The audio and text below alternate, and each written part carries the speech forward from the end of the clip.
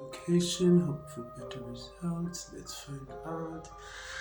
Who better? Hello! I thought we're doing this better. Hello and welcome to the Football Femme Show. I am the Football Femme Jaya, and I give you football news, views, reviews, and all stuff to do with football in a way that you can fathom. If it's your first time coming to the channel, please do subscribe, share this video, like this video. If you don't like it, it's okay, but don't be bringing my ratings down, honey. I just started, please.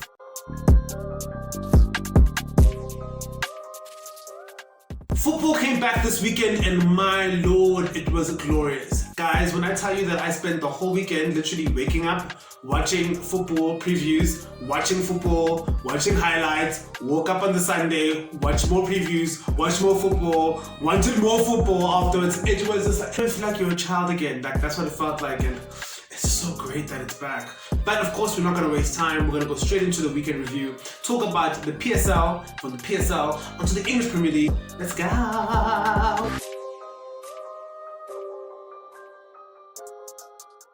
So the PSL got back this weekend, although it wasn't really the PSL, it was the MTN8. So Femmies, if you don't understand how the MTN8 works, this is how it works. The PSL has 16 teams. Half the table is 8, the other half is 8. Whoever finishes top in the previous season, say 2020, like 2021 season, whoever finished top 8 in that particular season comes into this competition. Number 1 plays number 8, number 2 plays number 7, number 3 plays number 6, and number 4 plays number 5. Wow, I got that right. So the MTN8 began this week and it started off with Golden Arrows up against Supersport United. 2-2 affair, finished with Golden Arrows winning on penalties. Some good goals in that game, a bit lethargic in some moments, but it was still cool nonetheless. Orlando Pirates versus Swallows FC. Swallows, of course, is actually Morocco Swallows, formerly. Well, that's a long story. In case the Swallows won 2-1. Hamaldine scored. I think it was a brace. I'm sure it was a brace. Hamaldine, who was touted for a move to Kaizer Chiefs this past year, here he is at Swallows, still effing us up. Imagine. 2-1 against the mighty Orlando Pirates. Breaking news! The Orlando Pirates head coach, Zimbabwe, is gone. I'm going to get all the tea about that and get back to you and find out how other Orlando Pirates fans feel about it, but that's just the tea. The second day came with 2 more games. The first game was Sundowns and Kaizer Chiefs. It was a very good affair, very tactical, and not much between the two teams. Sundowns started like a house on fire, going 2-0 up before Chiefs first came back after a sublime cross from Njawolo Blom. Parker made it 2-1 before they came back and made it 2-2. Thanks to a goal from Kama Billiard. The pass from the debutant, first touch, Keegan Dolly, back in SA from Montpellier to assist Kama Billiard. Was quite a great sight. I'm sure the Makosi fans are very happy about that. They did of course lose on penalties, 2-1 the final results. An absolute shambles in terms of the penalties themselves, but I think what was worse was the officiating.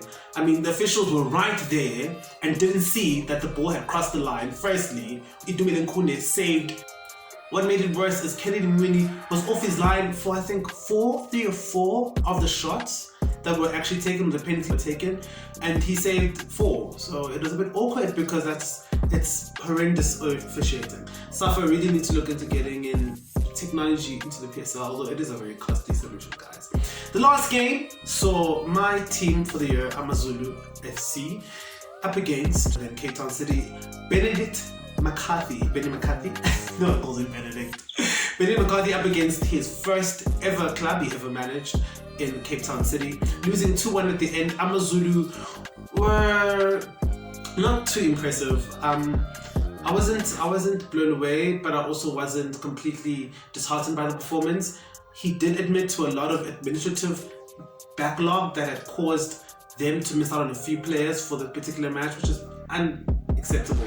Not in the Zungu era. Like I expect better from Zungu and his team, and I'm pretty sure they'll get on top of that. Could be things that is out of their control. Nonetheless, Cape Town City stuck into it. Bad defending towards the end led to their final goal, but I mean the goal happened and it finished 2-1 to Cape Town City.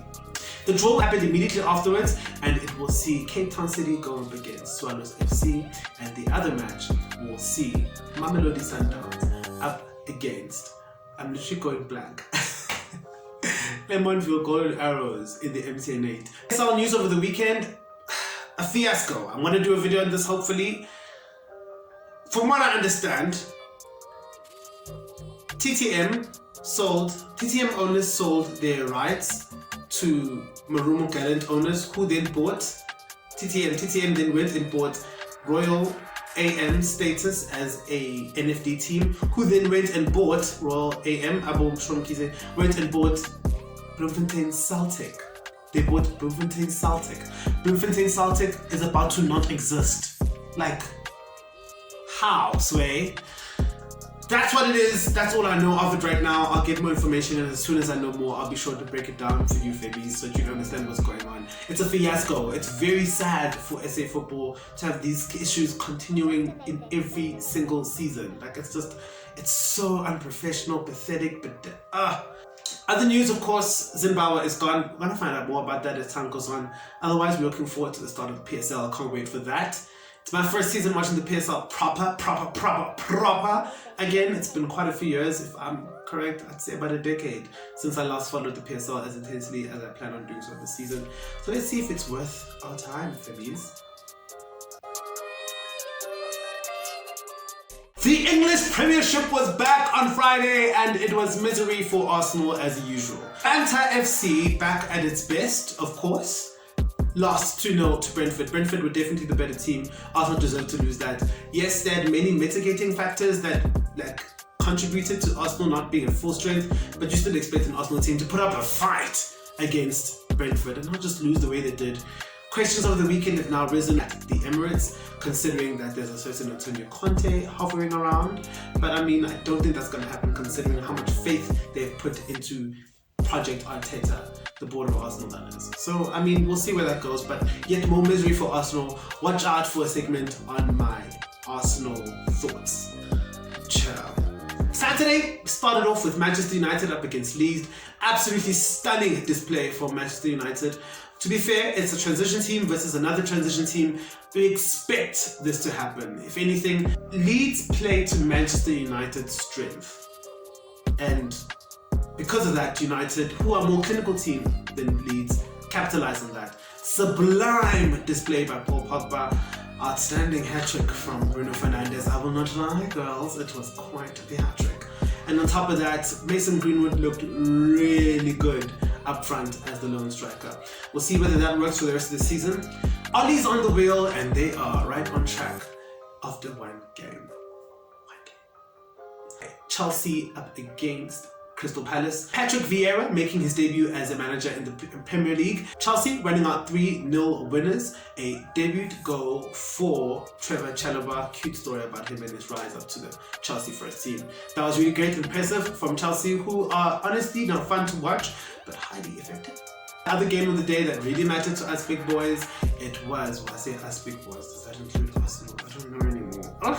Liverpool beat Norwich 3-0. Of course, that fixture is synonymous for being Luis Suarez versus Luis Suarez, but of course Luis Suarez is long gone from Anfield, and this time around it was a team performance. Of course, a glorious performance from Mohamed Salah, who is still on point this season, his 5th season wonder of the season. Wow. Great player, provided 2 assists and scored the one other goal. A goal for Diego Jota and a goal for Roberto Firmino.